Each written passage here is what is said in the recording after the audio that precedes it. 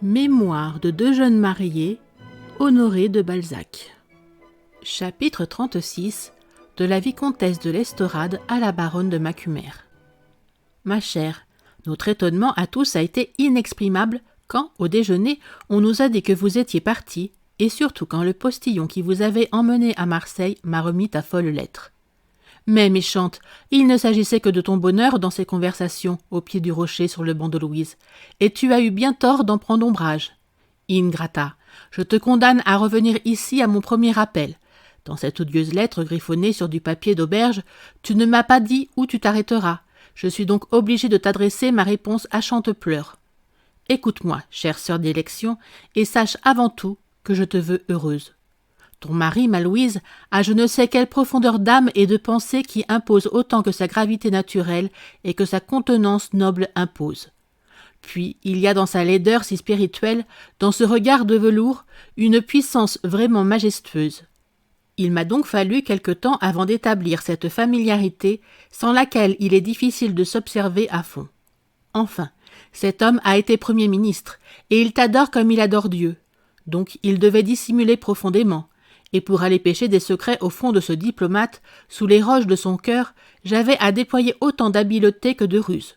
Mais j'ai fini, sans que notre homme s'en soit douté, par découvrir bien des choses desquelles ma mignonne ne se doute pas. De nous deux, je suis un peu la raison comme tu es l'imagination. Je suis le grave devoir comme tu es le fol amour. Ce contraste d'esprit qui n'existait que pour nous deux, le sort s'est plu à le continuer dans nos destinées. Je suis une humble vicomtesse campagnarde excessivement ambitieuse, qui doit conduire sa famille dans une voie de prospérité.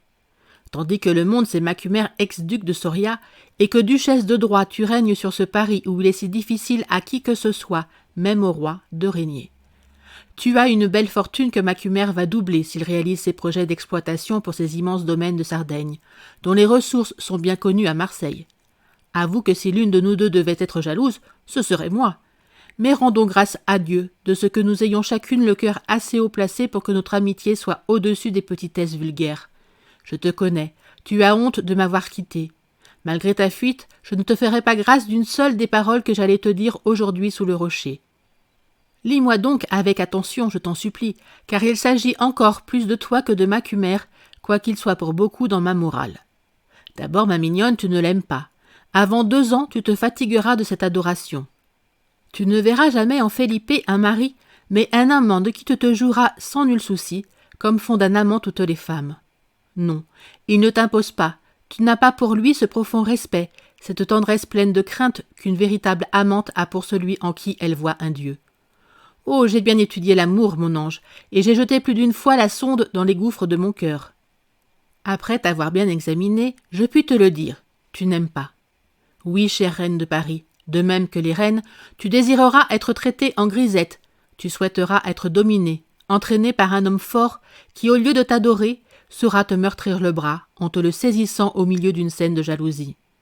Macumer t'aime trop pour pouvoir jamais soit te réprimander, soit te résister. Un seul de tes regards, une seule de tes paroles d'enjôleuse fait fondre le plus fort de ses vouloirs.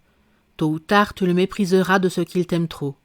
Hélas, il te gâte, comme je te gâtais quand nous étions au couvent, car tu es une des plus séduisantes femmes et un des esprits les plus enchanteurs qu'on puisse imaginer. Tu es vrai surtout, et souvent le monde exige, pour notre propre bonheur, des mensonges auxquels tu ne descendras jamais. Ainsi le monde demande qu'une femme ne laisse point voir l'empire qu'elle exerce sur son mari.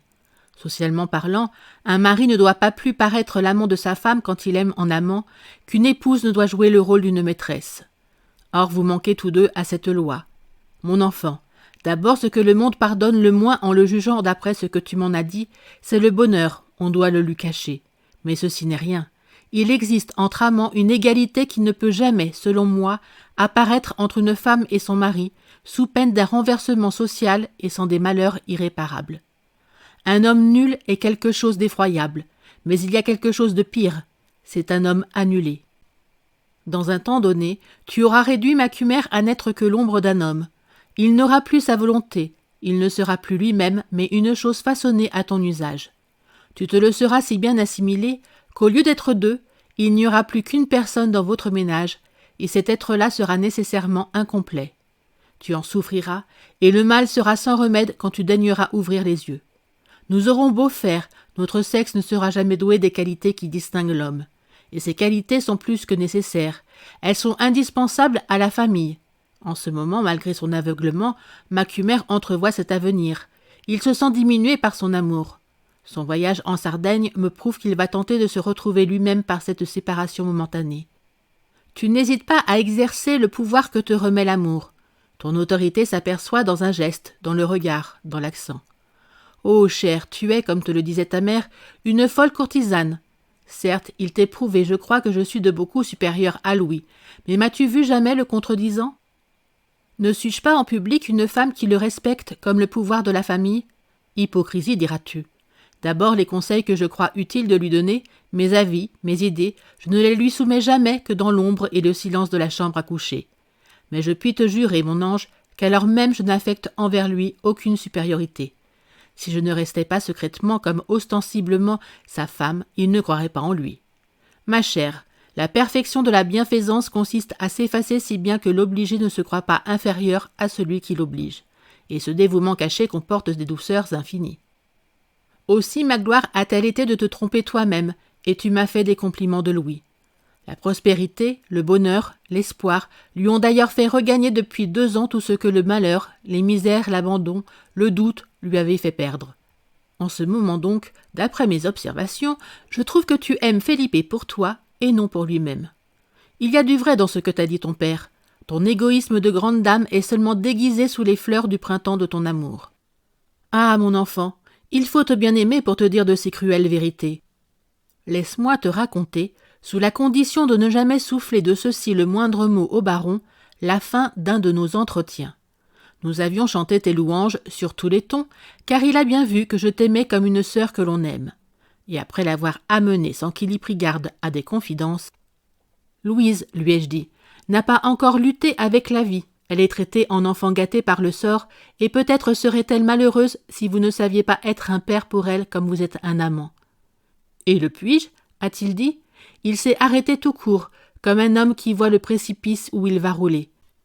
Cette exclamation m'a suffi. Si tu n'étais pas parti, il m'en aurait dit davantage quelques jours après.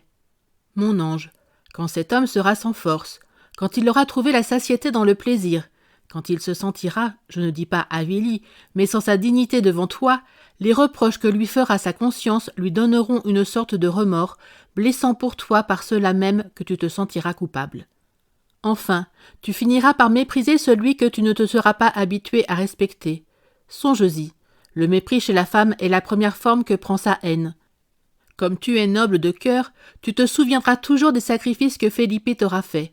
Mais il n'aura plus à t'en faire après s'être, en quelque sorte, servi lui-même dans ce premier festin, et malheur à l'homme comme à la femme qui ne laisse rien à souhaiter. Tout est dit. À notre honte ou à notre gloire, je ne saurais décider ce point délicat. Nous ne sommes exigeantes que pour l'homme qui nous aime. Ô Louise, change, il en est temps encore. Tu peux, en te conduisant avec Macumer comme je me conduis avec l'Estorade, faire surgir le lion caché dans cet homme vraiment supérieur. On dirait que tu veux te venger de sa supériorité. Ne seras-tu donc pas fier d'exercer ton pouvoir autrement qu'à ton profit, de faire un homme de génie d'un homme grand, comme je fais un homme supérieur d'un homme ordinaire?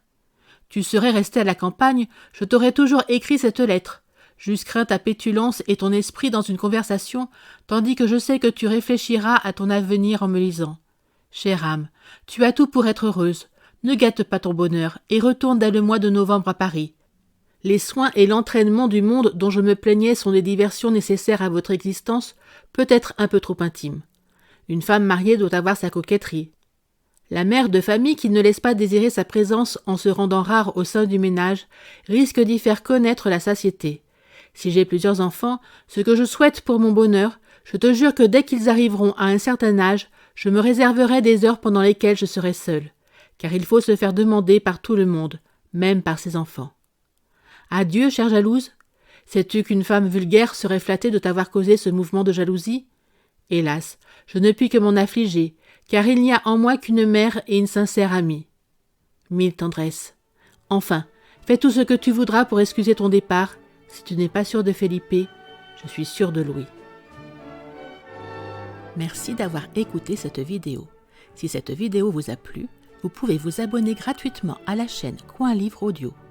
N'oubliez pas de liker avec le pouce vers le haut. Vous pouvez aussi me laisser un commentaire. À bientôt!